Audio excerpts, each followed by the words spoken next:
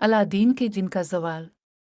Aladdin का चिराग नस्ल दर नस्ल होता हुआ जब अलादीन हफ्तम के हाथ आया, जो एक सीधा सादा इंसान था, तो इसने बाप की वफ़ात के अगले ही रोज़ चिराग ज़मीन पर रगड़ा, जिससे फ़िज़ा में धुआं फैल गया और फिर इस धुएं में से उनका ख़ानदानी जिन खौफनाक तहतहे लगाता हुआ नमूदार हुआ।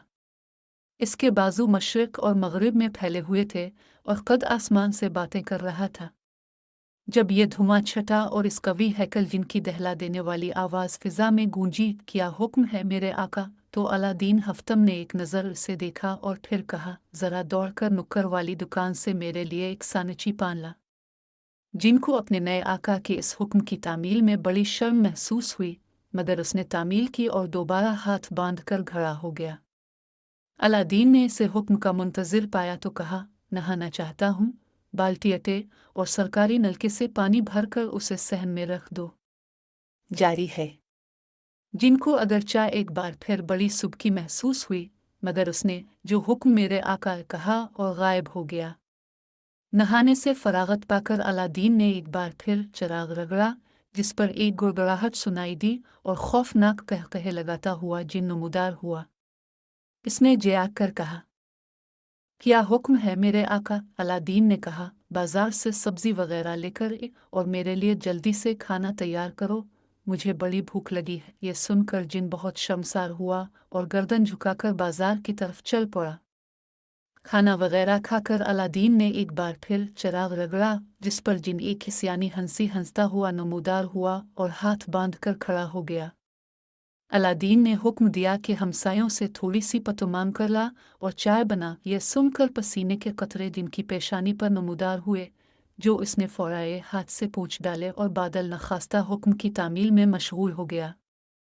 फिर यूं हुआ कि दिन महीने और साल गिरती गए और वो अपने आका की खिदमत में इसी तरह मशगूल रहा। इसके कपड़े धोता, इस्त्री करता, जूते पालिश करता, बर्तन मांजता और नुक्कड़ की दुकान से इसके लिए पान और सिगरेट खरीद कर लाता और फिर इसकी नज़रों से ओझल हो जाता। इस दौरान जिनमें एक तब्दीली रूनुमा हुई, इसकी जसामत पहले से बहुत कम हो गई। इसका कद भी घटता चला गया और उसके कहकहों की गूंज भी मध्यम पड़ गई। फिर यूँ हुआ कि दिन महीने और साल गिरती गए और वो अपने आका की खिदमत में इसी तरह मशगूल रहा। इसके कपड़े धोता, इस्त्री करता, जूते पालिश करता, बर्तन मांजता और नुक्कड़ की दुकान से इसके लिए पान और सिगरेट खरीद कर लाता और फिर इसकी नज़रों से ओझल हो जाता। इस दौरान जिनमें एक तब्दीली रूनुमा हुई, इसकी जसामत पहले से बहुत कम हो गई। उसका कद भी घटता चला गया और उसके कहकहों की गूंज भी मध्यम पड़ गई। एक तब्दीली इसमें यह रूनुमा हुई कि अलादीन के चिराग रगड़ने पर वो कांधे पर रूमाल रखे नमूदार होता और किया हुक्म है मेरे आका के बजाय किया हुक्म है साहिब जीत कहता। ये जिन आहिस्ता आहिस्ता अपनी पहचान भूलता जा रहा था। अलादीन के इस जिन की नकाहत अब रोज़ बरोज़ बढ़ती जा रही थी, हत्ता कि एक वक्त आया कि इसका कद घटते घटते अपने आका के कद के बराबर हो गया। इसके बाजू अब मशरिक़ और मग़रिब में फैले हुए नहीं थे, बल्कि वो सिकुड़ कर अपने आका जितना ही रह गया। रफ्ता रफ्ता उसकी कमर में दर्द होने लगा और पटे हुए दर्द करने लगे, जिसके लिए वो बाकायदगी से सरबेक्सटी खाने लगा। ताहम वो अब भी अपने साहिब जीत की खिदमत में हमातन मशगूल रहता। अब वो पहले जैसा कुफर वाला जिन नहीं था, बल्कि वो अपनी शनाख्त तक बेअविल गया था। अब उसे बुलाने के लिए चिराग रगड़ने की ज़रूरत न थी। वो कांधे पर रूमाल रखे, धोती और बनियान पहने ऐसे ही सबकी नज़रों के सामने पड़ा रहता। इसका कद अलादीन के कद से भी छोटा हो गया था। जनाचाब अलादीन ने इसे बुलाना होता तो वो इसे हुए छूटे उधर ये कहकर आवाज़ देता। एक दिन उसने अलादीन से कहा, साहिब जी, अगर आप इजाज़त दीन तो मैं कहीं और काम तलाश कर लूँ।